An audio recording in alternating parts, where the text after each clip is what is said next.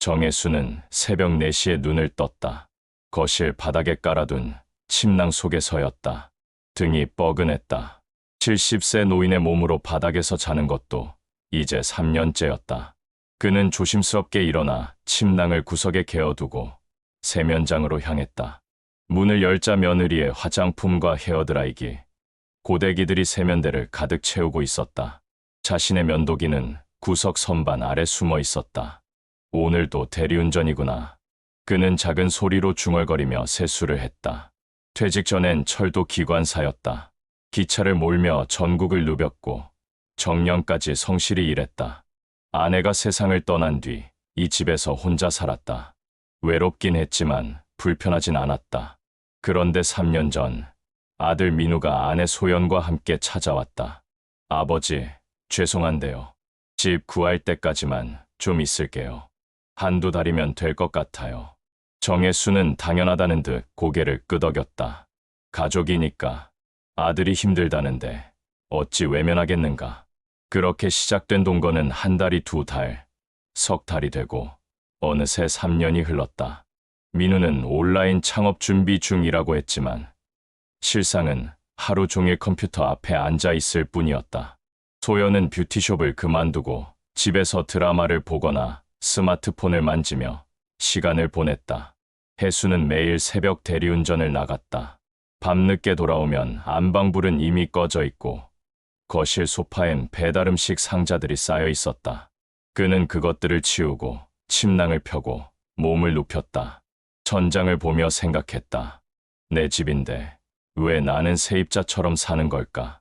안방은 며느리의 옷과 화장품으로 넘쳤고 냉장고엔 자신이 사온 반찬보다 배달 포장지가 더 많았다. 카드 명세서는 매달 150만 원을 넘었다. 공과금, 인터넷, 배달비, 쇼핑 모두 그의 카드였다. 아들은 나중에 갚을게요 라고만 했다. 하지만 그 나중은 오지 않았다. 어느 날 저녁 혜수는 냉장고 문을 열다가 한숨을 쉬었다. 자신이 좋아하는 김치조차 자리가 없었다. 그는 문을 닫고 중얼거렸다. 이 집의 주인은 대체 누구지? 한겨울 어느 날 정혜수는 우편함에서 카드 명세서를 꺼냈다. 봉투를 뜯는 손이 떨렸다.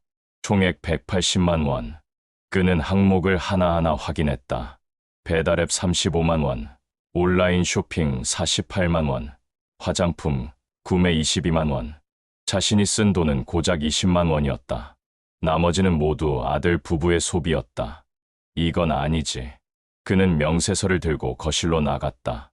민우는 소파에 누워 스마트폰을 보고 있었고 소연은 안방에서 드라마를 보고 있었다. 혜수는 조심스럽게 입을 열었다. 민우야, 잠깐 나 좀 보자. 민우는 귀찮다는 듯 일어나 앉았다. 혜수는 명세서를 내밀었다. 이거 봐라. 이번 달 180만 원이야. 너희가 쓴 거 대부분이고. 민우는 명세서를 훑어보더니 어깨를 으쓱했다. 아버지, 요즘 물가가 얼마나 비싼데요. 저희도 먹고 살아야죠. 그래, 먹고 살아야지. 그런데 그게 다 내 돈으로 되는 거냐? 민우의 표정이 굳었다. 소연이 안방에서 나와 끼어들었다. 아버지, 저희가 나가면 아버지 더 외로우실 텐데요. 그리고 요즘 전세금이 얼마인 줄 아세요? 혜수는 고개를 저었다. 외로움이 문제가 아니야.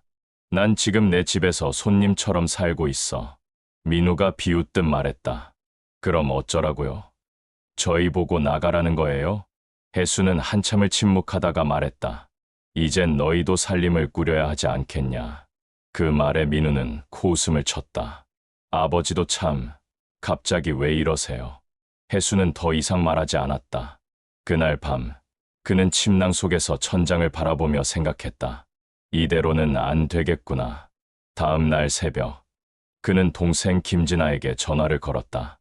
진아야, 오빠가 좀 물어볼 게 있어. 진아는 단호하게 말했다. 오빠, 가족이라도 선은 그어야 해. 그냥 당하고만 살면 안 돼. 혜수는 고개를 끄덕였다. 그는 결심했다. 이제 더 이상 참지 않기로. 며칠 뒤 아침, 정혜수는 식탁 위에 쪽지 한 장을 올려두었다. 깔끔한 글씨로 적혀 있었다. 다음 달부터 생활비 100만 원. 못 내면 나가라. 민우는 쪽지를 보고 헛웃음을 쳤다. 이게 뭐야? 아버지 진심이세요? 혜수는 대리운전 준비를 하며 담담하게 말했다. 진심이다. 사람이 먹고 자는 데는 돈이 든다. 내가 너희 하숙집 주인이라고 생각해라. 소연이 발끈했다. 아버지, 저희가 남이에요. 가족인데 돈을 받으시게요? 혜수는 신발을 신으며 대답했다. 가족이니까 3년을 공짜로 살게 해준 거야. 이제 너희도 책임질 나이다.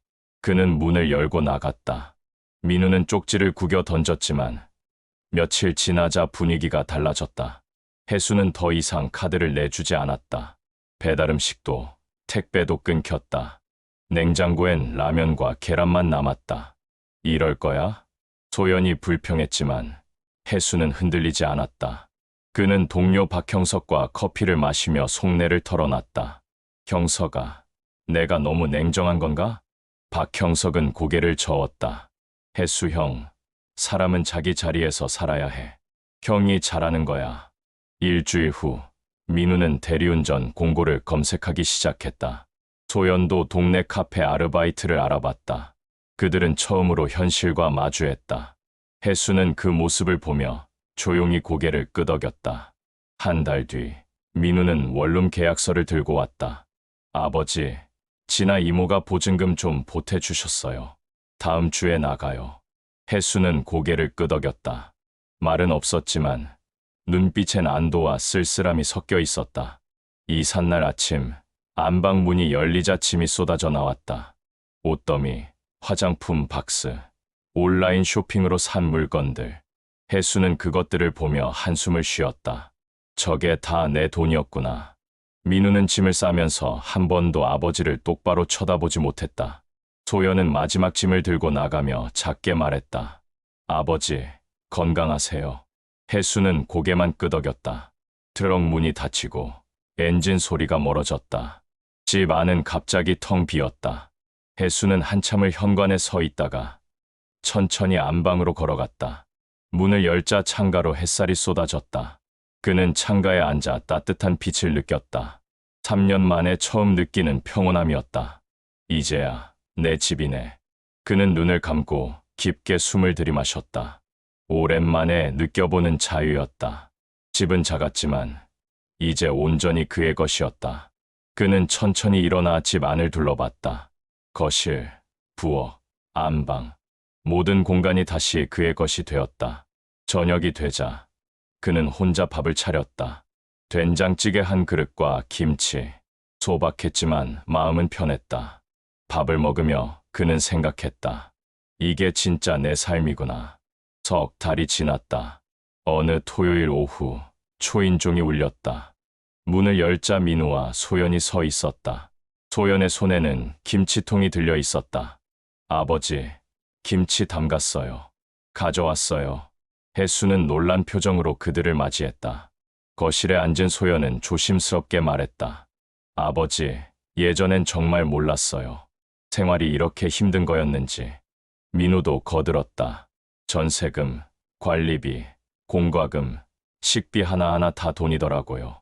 이제야 아버지가 얼마나 고생하셨는지 알겠어요. 혜수는 조용히 커피를 내렸다. 소연이 김치통 뚜껑을 열었다. 처음 담가본 거예요. 맛은 잘 모르겠어요. 혜수는 김치를 하나 집어 먹어봤다. 조금 짰지만 정성이 느껴졌다. 맛있다. 잘 담갔네. 소연의 얼굴에 미소가 번졌다.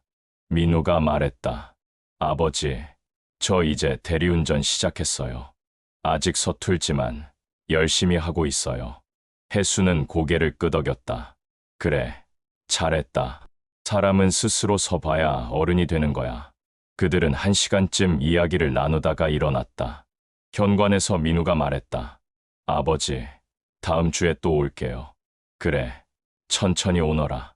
너희도 바쁠 텐데. 문이 닫히고 혜수는 혼자 남았다. 그는 거실 창문을 열고 저녁 공기를 마셨다. 멀리서 아이들 노는 소리가 들렸다. 밤이 되자 그는 안방불을 끄고 침대에 누웠다. 푹신한 이불 속에서 그는 중얼거렸다. 이제 내 인생이 다시 시작이구나.